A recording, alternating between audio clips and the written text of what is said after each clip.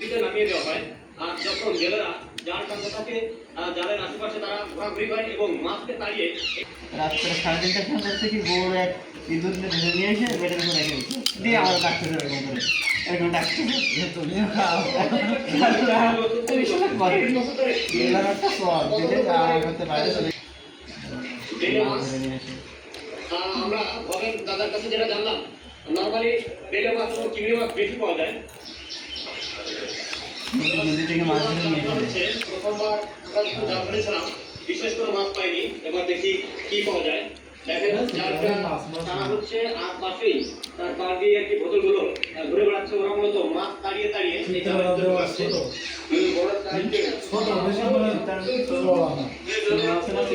লাইটটা অফ করে দাও তো, ঘরের লাইট না অনেক বড় মাছ, অনেক বড়। এটা কতটুকু হবে?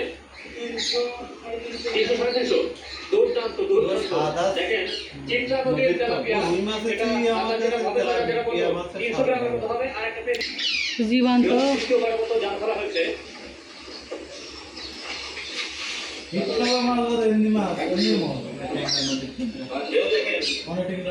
অনেক বড় ট্যাংরা। আমরা দেখি তরতাজা ট্যাংরা। মূলত আমরা যাদের সরকার